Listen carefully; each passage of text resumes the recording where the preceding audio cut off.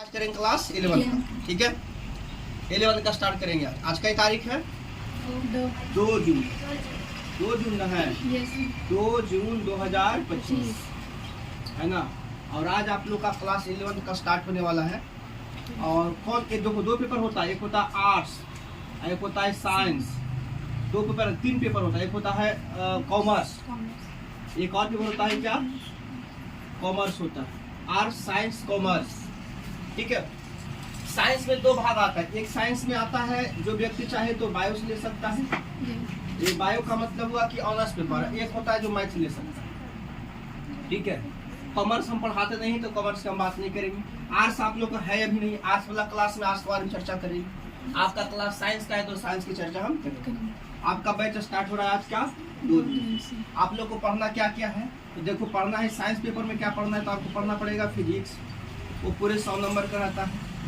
उसके बाद बायो पढ़ना पड़ेगा, 100 नंबर का रहता है। उसके बाद केमिस्ट्री पढ़ना पड़ेगा, 100 नंबर का रहता है। और ये 3 को अगर किसी का ए है, अगर ए आपका ऑनर्स है, जो एन का मतलब ऑनर्स होता है, तो आपका मैथ ऑनर्स में रहेगा। लेकिन एक और होता है, इसमें आता है मैथ, ये भी 100 नंबर का रहता है। और एक होता है हिंदी, ये भी 100 नंबर का। एक होता है इंग्लिश, ये भी 100 नंबर। मेन सब्जेक्ट जो बायो से है उसको 1, 2, 3 और 2, 5। जो मैथ से है उसको 1, 2, 3 और 2, 5। मैंने चाहे वो बायो से रहो चाहे मैथ से रहो, हिंदी इंग्लिश दोनों आपको रहेगा। टोटल आपको 5 सब्जेक्ट का एग्जाम होगा, 500 का एग्जाम होगा।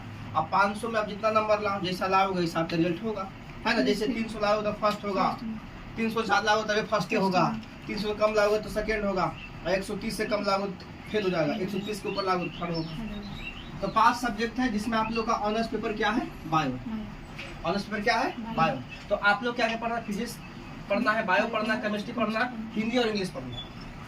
तो अभी हम क्या क्या आपको पढ़ाएंगे, अभी हम पढ़ाएंगे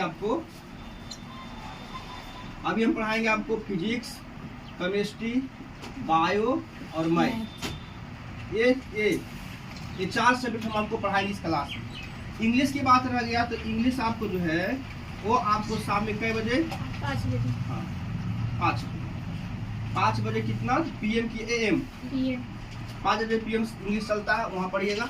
उसके बाद संडे को आपको 12 के साथ पढ़ना पड़ेगा, 12 के साथ संडे को पढ़ना पड़ेगा। कितने बजे तुम लोग रहता है संडे को, 9 बजे से 8 बजे से 8 बजे से आपको संडे को पढ़ना पड़ेगा। 8 बजे से संडे का पढ़िएगा।